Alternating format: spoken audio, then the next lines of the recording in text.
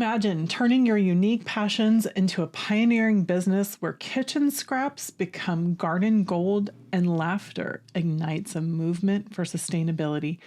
Today, Cathy Nesbitt shares the bold choices and unwavering spirit that propelled her from a simple idea to leading the charge in the world of worms and wellness. Hello, friends. I'm Kendra from KendraLosee.com, and you've tuned into the Invisible to Invincible podcast, where high-achieving business owners, coaches, consultants, and entrepreneurs share their journeys from hidden gems to industry leaders. Together, we'll uncover the secrets, mental shifts, and strategies that turned them into undeniable forces. So hit that subscribe button and let's dive in. All right. Thank you for being here today, Cathy. I appreciate it. Kendra, I'm so excited. Thank you for having me. Absolutely. So one of the reasons why I wanted to bring you on is you have just created a tremendous business and a tremendous life, honestly, a very unconventional path. Can you talk about what you're doing now and tell everyone a little bit about what your business is? And then we'll back up and talk a little bit about how you got there. Got it. Okay. So my working title is Cathy Crawly, Laughing Bean Queen. It's simple solutions for today's challenges. Worms for indoor composting, worms for amending the soil, sprouts for eating, grow your own, and laughter for overall health and wellness. And I'm located in Canada, just north of Toronto. Okay, so that's a lot that all is aligned with like I said, an unconventional business model. Worms and laughter? Is that what I heard? That's what you heard. That's it. Yeah. So I'm located it's before 2020. I have created this really magical life, and we'll probably start here and go back and back and forth. It's the 22nd anniversary of my worm composting business. I started in 2002 and I was 49 at that time. For anyone listening going, if you're like in your 30s and you're like, oh, my life is over, I don't know what I'm doing. Yeah, life just begins. It begins every decade. There's something new. It's exciting. And you get more wisdom. That's the exciting part, and more confidence. And I think we're a building process. I think that's the big message that I want to impart is it's a journey. Like we want to go somewhere, but you don't want to just get there because then you're there. Then what? Right. It's the fun of getting there. It is, even though there's challenging times, but the challenging times are over, and then you get to talk about those challenges. They're the ones that give you character. That's what helps you. Okay, so before 2020, I really thought I was a juggler, like worm composting, worms for indoor composting. I'll talk about how that works. Sprouts, like, what do you need? I have it. And laughter. And 2020 shut down, and it's like, so much time to think. Oh, what else? And I realized, wow, all of my offerings are a beautiful, sustainable life. Like, it's my business, but it's also what I do. There's no separation. There's no life and work. It's just life. It's just what I do. And it's supporting my husband and I. This is what we do full time. And it's really a fantastic journey, but we have to be open to opportunities. And I say yes. You may know what's in the box when you're living in your comfort zone. You know what's there. It's not safe. Like we think it's safe there. Oh, I'm safe here. I know what I have. Yeah. We don't. 2020 showed us. We don't, right? It's not. And that's not where the magic is. The magic is when you have a great idea, you take action, whatever it is, a business or a holiday you want to go on, something you want to do. You take action and you put it into motion.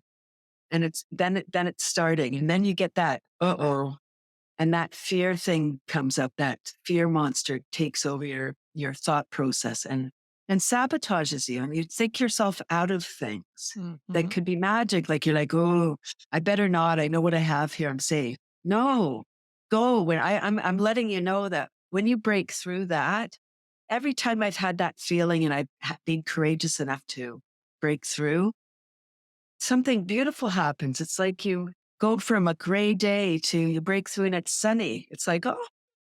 I love so many things about what you just said. And I want to dive into those. But one of the things that I have to ask you this, you were 39 years old, living in Toronto, and you decided I want to build a business around worms. Can you please Oh tell me a my little bit about gosh. that pivot and that point in your life and what made you decide? Because, like I said, I'm so fascinated by the unconventional business and focus and just path that you've taken. And there's so many who are afraid to take that risk, who are afraid for whatever reason, right? There's lots of reasons why and why we tend to play it safe. There's a lot of very conventional business models that we can do. That's where when you find someone who is, my business is about worms and sustainability and mental wellness and all of that packaged in, I really wanted to talk to you because of that unconventional path and that mindset and that fortitude and those decision points that you made in order to get there. So, can we go back in time for a minute to 2002? There's a lot going on in the world, and you're 39 years old, and you said worms. Yeah, no, let's go back even further. Yeah, I grew up in Toronto, and then in 93, I moved to Bradford, the little town I'm in. I was getting my psych degree. So anyone that's in school, stay in school. I started in 85 and I graduated in 2000, 15 years. So I get my psych degree in 2000 and I sound so much younger, don't I too? Anyway, so I got a job at a group home working with children. I worked for 20 years prior to that as a secretary. Okay. Anyway, 20 years in the office. I graduated in 2000. I got a job at a group home working with challenged adults, and they didn't compost or anything. Okay, 93, I moved up to Bradford, bought my house, and a teacher friend asked me to look after her worm bin for the summer. That's how the worms got started. So anyone that like you had an experience, you're like, what was that about? Maybe we never know, but everything for a reason. Mm-hmm. Okay, so I was introduced to the worms and at that back then, and it was a disaster. But that's all I'll say. Like I had fruit flies and I kept the worms alive, but I didn't want worms in my house. It was like not cool. Anyway, so then I get my degree in 2000, job at the group home. They have 10 homes and a farm. They don't compost. Okay. When I questioned them about composting, they said they didn't need the fertilizer because they had cows.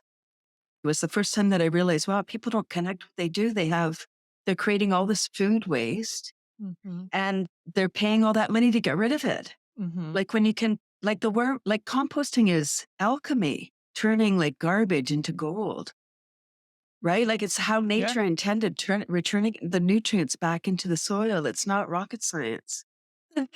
I just seem to know, and people do. We do know things, Kendra. We intuitively know what to do. Anyway, I feel like I know things ahead of people. Like I've just like have all this knowing, like, duh, this is how it needs to be. And then I said about educating people. You've met people who are all knowing about things. And then all of a sudden they're known later on. People are like, oh, they were saying that. That person was saying that story. And here it is. So I got a job at the group home and I asked them about composting and they said, we don't need the fertilizer because we have cows. And I was like, And then I said, well, I wanted to set them up with a composting program because I said, if you don't need the fertilizer, you can sell it. And the greenhouse manager said, why don't we do worm composting? And I was like, oh no. Have you ever had an idea and be like, oh, this is going to be so great? And then when you do it, it's not so great. It gets derailed and you're like, oh, that sounds terrible. Remember those fruit flies? Right? I was like, oh, no, not the worms again. But then it was an institution. Remember, I was introduced before. This is my second introduction. Okay, the seed is starting to germinate from the universe. All right. And so I was like, ugh. But then I went home and I was like looking up, vermicomposting. And then I learned all these things like red wiggler worms. They eat half their weight per day. They turn organic matter into gold, like food scraps and paper into soil rather than trucking it around. We return it to wow. And I had this like, I guess an aha moment is what you would say. Like I had an epiphany where I was like, wow, holy crap. Like a pound of worms and their descendants can transform a ton of organic waste in a year. Prior to that, I'd learned that the average Canadian, and I would say / American family produces a ton of organic waste in a year. So I was like, every family needs a pound of worms. And I'm just the one to set about and put a pound of worms in every house. And that was the moment when it was like, okay. And so I had the job. I couldn't work with management. So I left the group home and I went to a school. I was a freelance behavior management specialist. Mm-hmm. Sounds impressive, doesn't it?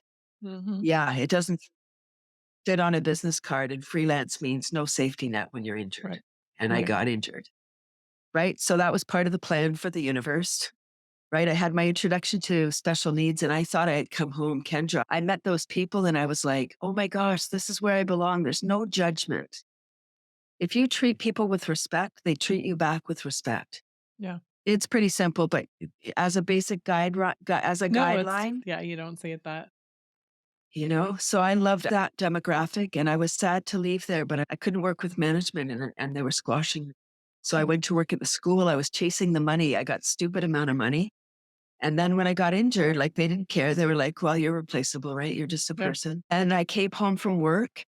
There was an ad in the paper and it said, are you a woman? Do you have a business idea? Yes. It was a 6-month course to write a business plan. Oh, yeah. I said to my husband, I'm quitting my job, right? I'm stressed at my work and I can't function there. I have an idea. I'm going to take this course. I'm going to start a worm business. So what did your husband say when you told him you were stressed out, you're quitting your job and you're going to start a business around worms? He said, that's nice because when you're with someone for a long time, you understand. So he knew it was happening anyway. So either you go along with the ride or you resist. Yep. Perfect. Right. And he was working. To be honest with you, Kendra, I thought it would be a kind of a fun thing. Won't this be great? I didn't think it was going to be. You don't think 20 years ahead. No, I wasn't. Especially not with everything that goes on and how quickly the world changes. So you went and created a business plan and put this amazing business in place. And now you've won awards for your work. How much organic trash has been saved because of you? Yes, several tons of organic matter have been that we've diverted personally because we need to feed our worms and whatnot. And every time we sell worms to somebody, they're diverting from landfill. This is a feel-good enterprise all around. The challenge of this business is the worms. And it sounds like, oh, look at her go. It's I'm 61 now. It took me 22 years to get here and I've done a lot of work. My stepfather died when I was 21. He was only 38 and I loved my stepfather. And that was one of those pivotal moments where I thought, oh my God, people die young. Yeah. Like, holy crap, pardon my language. No. And it changed me. That at that moment, I don't know why my stepfather loved his work, but I connected his death with not spending any time in a job that didn't serve me. So although I was a secretary pleaser, it was a perfect job because I was a people pleaser. Mm-hmm. I grew up at a time when girls were told, be nice, don't rock the boat, just, whatever, just do what you're told. And I did. It was a great job for a people pleaser.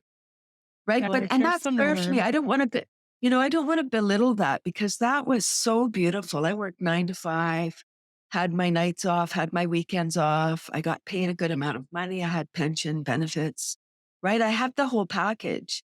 Now that somehow corporate, if that's not your way, I need variety. I'm an entrepreneur. I didn't know because I didn't know that was an option.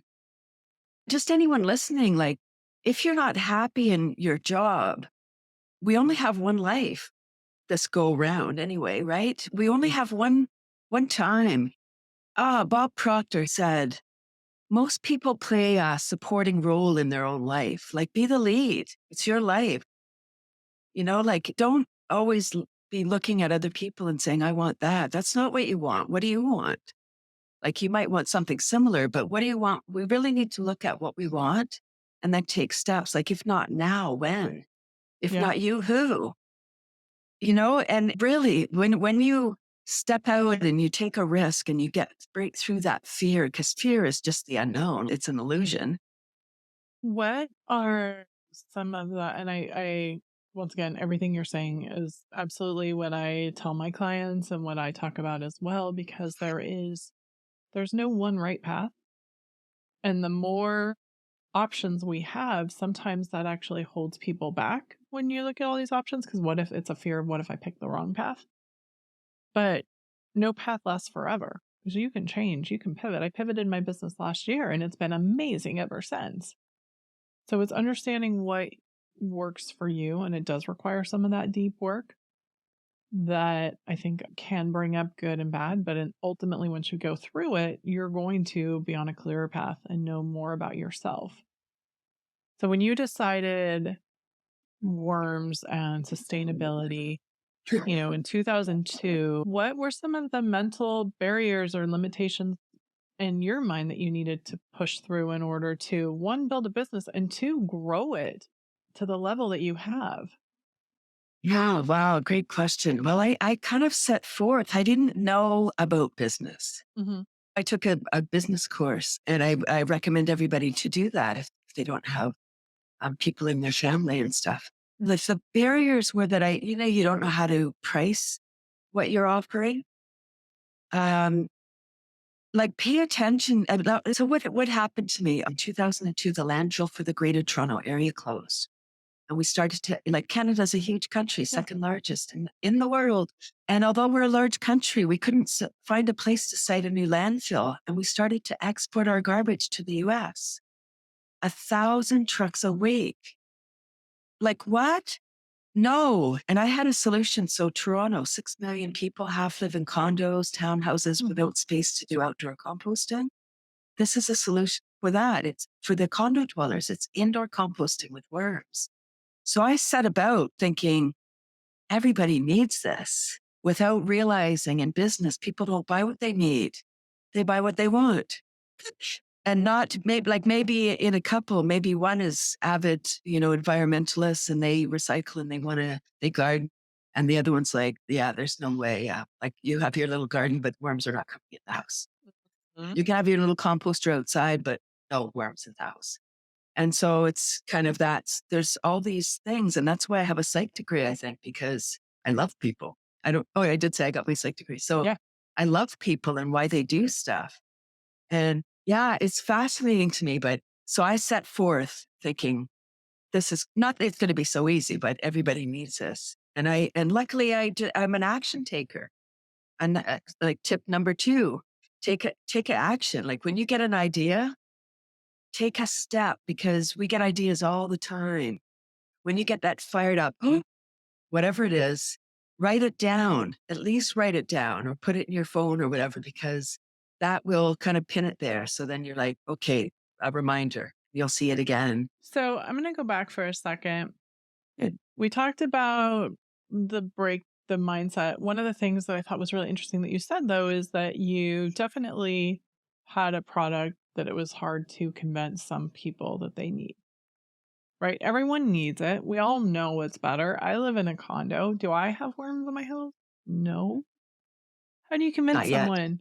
Not yet. Yes. Thank you. Not yet. How do you convince someone? Can you share a little bit about that? Because I think it's fascinating. One, like I said, what you did in order to to create this business. But two, it's very specific and it deals with dirt and garbage and things that worms, things that most people don't want to deal with or even think about. Yeah. Thanks for the reminder. Look at what you've done. How amazing you are. I was so naive, Kendra. I had no idea how business worked. And I'd like full disclosure, I kind of really still don't. I just trust. That's a big part of having an amazing life is trusting. Mm-hmm. Trusting yourself first and trusting that you'll be provided. I do. I really thought everyone needed it. I would have a table wherever I could, trade shows, home shows, wherever I could. And then I realized, oh gosh, people would be like interested, like, oh, what do you have here? And they'd be leaning in. But then when I said worms, they'd be like, oh no. And then they'd be all in their head, like, okay, right. Now they're not listening anymore. I realized early on that people were afraid of worms, kind of like I was at the beginning of when my first exposure. And so I thought, how am I going to do this? Somehow I got a message to do school workshops. Perhaps because my first exposure was a school teacher that had worms in her class. Yeah. So then I started to do school workshops, and over 75,000 students have seen my presentation. Wow. Wow, indeed. So, we're making an impact every day. Know it or not, or believe it or not, we are. Even if we think, oh, I'm so small, who am I? You're making an impact. You Yeah. are. Just smiling at someone or saying hi or just noticing someone, you change them. I've had the privilege of knowing that I've had an impact more than once while I've been exhibiting, because 22 years. Mm-hmm. So before 2020, I was doing between 100 and 200 events a year. Wow. Oh my gosh, I was a hamster. I was like, oh, I got to be there. I got to be there. I was everywhere. I was a hustler. I was Yeah. really like just working it. Right? Maybe not the smartest, right? Like work smarter, not harder, but It I didn't depends know. on what you enjoy the most and what you get the most energy comes back to you. I was Yep. loving it. I Yep. was loving it. And then 2020, right? All that time to think. And now I've reassessed and I'm like, I don't want to do that again. Anyway, so that was all learning. Okay. So there I was going. And so I'd be at a table like, oh, again, more than once. And people have come up to me and said, oh, Cathy, you came into my grade 3 class. And either because of you, probably because of you, because we had worms in the class. I took environmental ed at college. And now Wow. now I'm an environmental lawyer, like more than once. Wow. Whoa. Like I could be done now. I'm like, okay, wow, I made an impact. That seems way better than the people that came into my school and gave presentations. The one that impacted me was in high school. The principal's assistant came in and gave a presentation multiple years in a row on animal treatment. Because of seeing those images over and over and over again, I was 100% a vegetarian for like 10 years. I was like, I can't, I'm not making this meat. Like, that's disgusting. It's amazing the level of influence people can have at different points in your life when they're willing to share their story, because you don't That's know when it can come back around and you don't that's know who it. needs to hear it. That's it. Yeah. That's it. Now, one of the things that you've really done is build your brand on, you've gotten a lot of media and you've gotten a lot of awards because you do have such a unique business and you've made such an impact in the world, but also is very much focusing on simplicity and what it comes down to in terms of your brand and your business and how you position yourself. And whether it was intentional or accidental, I don't know, but it's beautiful to see. Can you talk a little bit about that and that simple approach that you take with your business and your brand? I love that question. Oh, simplicity for sure. Here's like, it's intentional. It's Mhm. intentional. And here's another bomb. Be intentional, everybody. Like really do whatever you're doing with intention, because it matters. What we say matters. Everything we do, it really matters, even though if it seems like it doesn't. Since you did it intentionally, how do you really focus on and keep your brand focused on simplicity? Because it is so easy to become more complicated. And how Yeah. does So it I don't serve even have a anybody? cell phone. I'm sorry, what? I don't have a cell phone. Oh, okay. Yeah. And I don't, and, again, full disclosure, Kendra, I'm not sure that people could, like young folks today, could start a business and whatever, survive in life without. And it may come soon, but, as far as brand, that's part of my brand. How have you kept your brand simple? Like, if we're focusing on your business and your brand, how does that remain simple? Because it really comes down to the worms and sustainability. And I know you've added some of the wellness and laughter. But for you, I want to talk a little bit about that from a positioning standpoint.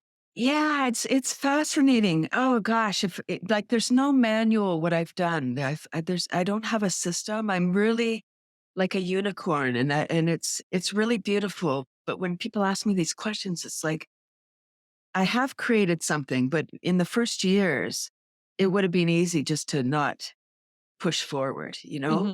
Hmm. I chose media as my marketing strategy in the beginning, Okay. because not only did our landfill close, but we had a garbage strike in 2002 in the Oh, summer, gosh. It was like a trifecta of things that created like a perfect storm for you. right? Exactly. That's exactly right. Where people were thinking about the organic matter because that's what smells.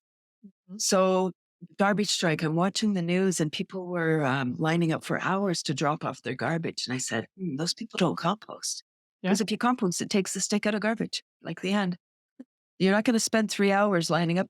We're busy people. Who Yeah. wants to line up at the landfill? Yeah. No one. Yeah, nobody. So I was like, I'm going to take my worms on a road trip. Like I get these ideas and then I'm an action person. Mhm. That's what I do. I don't talk myself out of things. I take action and then I'm like, oh my God, what did I do now? What do I got to do? Okay, well, I guess I got to do it. I said I was going to do it. So I said, I'm going to take my worms on a road trip. And I sent out press releases to the Toronto outlets. And 5 minutes after sending a press release to the Toronto Star, largest paper in Canada, Yeah. a reporter contacted me and said, thank you for your press release. Last week, I wrote an article about composting, but I forgot about the apartment dwellers. 6 million people in Toronto, half live in condos. Yeah.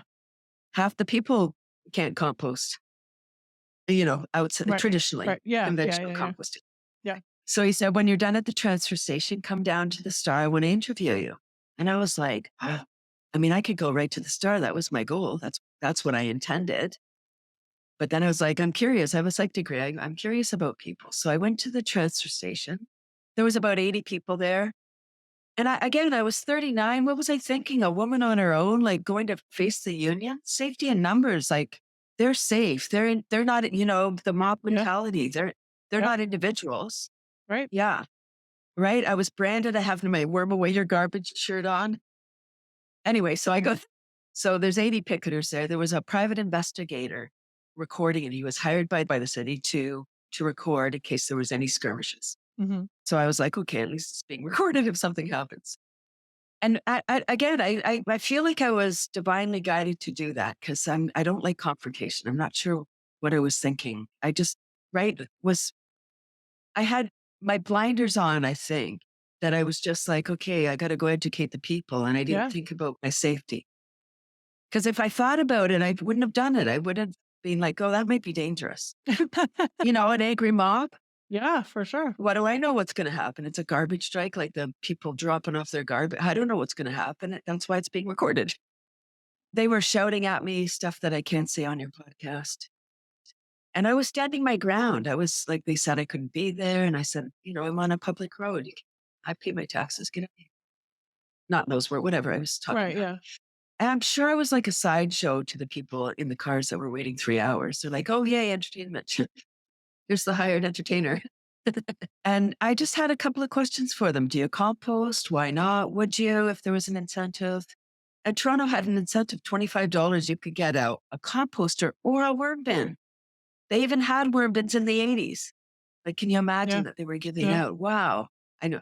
Wow. Anyway, so incentive, how much incentive do you need? Anyway, so then the union got angry and I wasn't leaving. So then they said to the people, if you accept anything from this woman or talk to this woman, we're not going to let you drop off your garbage. And so nobody would talk to me then, right? Like, okay, the end for me. And then somebody called the police. So the police came and I didn't want to be, and like today I'd be arrested. Like that would be kind of a great story.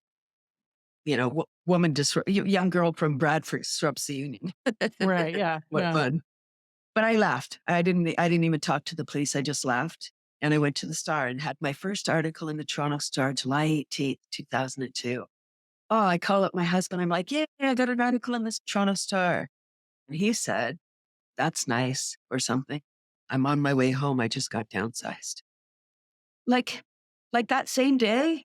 Now I'm like, then it was like, oh my gosh, my heart was in my belly. Like, oh my gosh, like we sell worms by the pound and we don't have an income now and we don't have repeat customers.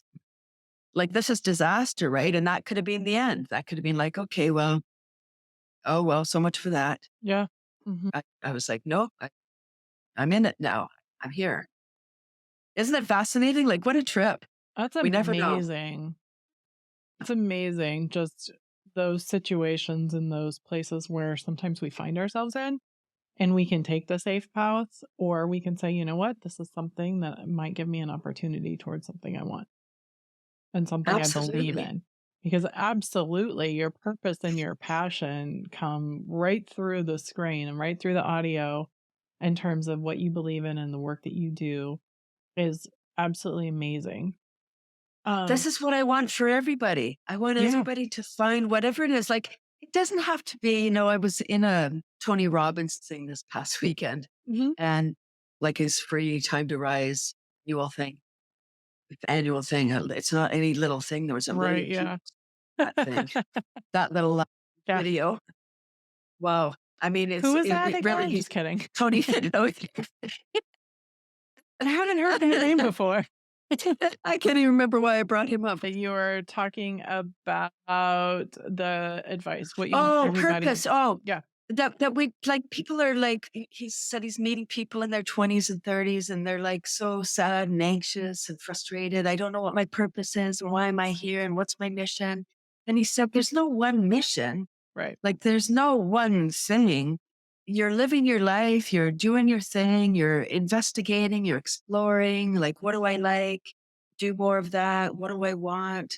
But ask those questions. What do I want? What do I really want?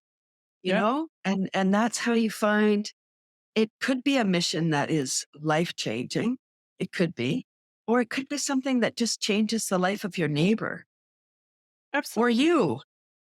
Everyone is different. And it's one of the things that I've over the last 4 or 5 years, I've been studying neurolinguistic programming and have been Yes. certified at different levels. And one of the things that I see time and time again is when we work on values and helping people understand their unconscious values, because that can help you make decisions and understand more about what's important to you. So when you start to look at your mission and what you want, there, like to your point, there's not just one thing. And what your values are today might change or evolve next year based on the situations that you're in and what you've had to go through. But it's one of those things where, as long as you're true to yourself and staying aligned with what you believe in, there is no one answer for the rest of your life, because then you may as well be in a gold watch job. That don't exist anymore. They don't, oh gosh, yeah, they don't exist at all anymore. Right? There's no more cleavers. Right. Yeah, for sure. Along with that point, one of the things that I think is really interesting about what you do is in how you engage with your audience, from presenting to over 75,000 people, students, to winning all the awards and getting the media involved, and your laughter clubs that we haven't even touched on yet. You manage to reach a really broad audience and keep people engaged in what you do. So tell us, what's your secret? Yeah, it's the passion, Kendra. Mhm. The passion is the fuel. That it's the energy. Everything is energy. It's the state that we come in. And we need to bring energy. Energy is absolutely everything. If we don't have energy, like we talk about people being low energy, or, when their light goes out, that's right, they're dead. It's all about that. And where does energy come from? It comes from within. Mhm. It's not anywhere outside. Like, yes, we can go outside and get fresh air and stuff, but it really comes from within, and in our breath and eating the right things and doing all the things for our beautiful body. This is the most amazing invention or creation in the world, our body, the human body. It's the passion that keeps me going, that keeps it, like, every day I get up, I'm like, yoo-hoo. I'm so excited to do what I'm doing. I never tire of hearing people's stories about worms, of how the worms have, oh, they did this and the experiments, and, and I think that's the secret, is having passion about whatever it is that you're doing. Because there's other people that are in the same club. Not everybody. You're not going to get everybody. You don't want everybody. No. And you talked about my awards. So I have to talk about how that happened. It wasn't like, oh, people just noticed me. I actively chose media as my marketing strategy. Mhm. So I seek out media. Since 2020, traditional media is changing. I've had over 300 articles, TV, radio, documentary, all kinds of stuff, because I'm seeking it out. My antenna's up for that. And whenever I see something, I jump on it. Mhm. When I was at events, the media always covers that. So I know they're going to be there. I'm looking for them. Where's the media? Sometimes it's a TV station doing a spot for the 6 o'clock news about if the event was big enough, right? So you want to make sure. And I had worms. So I have a unique business. So it's a different than other people, but it's so different that there's no conventional way to market. Mm-hmm. I made my own way, and I would take a handful of worms, and that's, if you're a videographer, it's compelling looking at those worms. They're so active. It's a great footage. It's way better than watching someone sit at their computer. Look at her type. You know, right? So for media, I tell people like, right, it's changing now because newspapers and stuff are on the way out, but write letters to the editor. If there's an article about your topic, write in about it and make a comment. And then there you are. You can maybe have your website even in there. Who knows? Call into radio shows if you're listening and they're talking about your topic. Like, these are the things that I did when I did workshops at a school that was, and this came from the heart. Whenever I was really moved by the students, I would write a letter to the editor of the local paper and talk about that classroom. Oh, wow.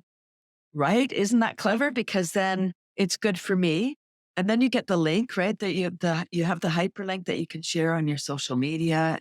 But you know how many more issues of that paper they're selling because now their school is mentioned in there. Yeah, for sure.